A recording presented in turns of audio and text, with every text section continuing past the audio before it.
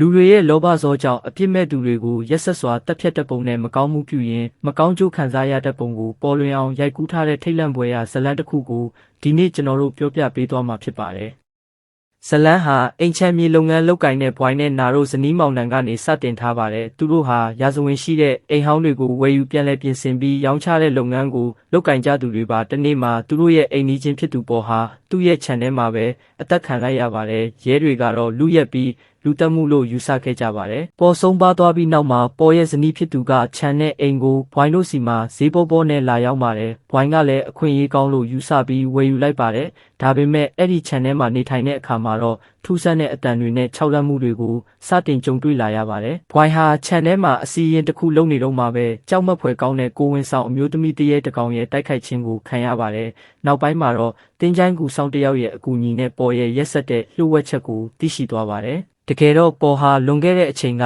သူ့ခြံကိုစောက်ရှောက်ဖို့အတွက်အောက်လန်းနီနဲ့စီရင်ဖို့ကြံစီခဲ့တာပါ။သူဟာသူ့စီမှာအလုတ်လာလုပ်တဲ့ကိုဝင်ဆောင်အမျိုးသမီးတယောက်ကိုရက်ဆက်စွာတက်ဖြတ်ပြီးခြံထဲမှာမြုပ်နှံကသူ့ခြံကိုစောက်ရှောက်တဲ့တရေအဖြစ်အစီရင်လုပ်ခဲ့တာဖြစ်ပါတယ်။အဲ့ဒီအမျိုးသမီးရဲ့ခင်မုန်းဖြစ်သူကအမှန်တရားကိုသိသွားတဲ့အခါမှာတော့ပေါ်ကိုကလဲစားချေတက်ဖြတ်ခဲ့တာဖြစ်ပါတယ်။နောက်ဆုံးမှာတော့ဘွိုင်းဟာအဲ့ဒီအမျိုးသမီးရဲ့ရုပ်လောင်းကိုပြန်လည်တူးဖော်ပြီးကောင်းမွန်စွာတကြိုပေးကဝိညာဉ်ကိုလွတ်မြောက်အောင်ပြုလုပ်ပေးခဲ့ပါတယ်။အဲ့ဒီနောက်မှာတော့ခြောက်လန့်မှုတွေကင်းစင်သွားပြီးဘွိုင်းတို့ဇနီးမောင်နှံလည်းအေးချမ်းစွာနေထိုင်သွားနိုင်ခဲ့ပါတယ်။ဒီဇလန်းရဲ့သင်ခန်းစာကတော့လူတွေရဲ့လောဘဇောကြောင့်အပြစ်မဲ့သူတွေကိုရက်ဆက်စွာတပ်ဖြတ်တဲ့ပုံနဲ့မကောင်းမှုပြုရင်မကောင်းကျိုးခံစားရတဲ့ပုံကိုပေါ်လွင်အောင်ရိုက်ကူးထားတဲ့ထိတ်လန့်ဖွယ်ရာဇလန်းတစ်ခုဖြစ်ပါတယ်။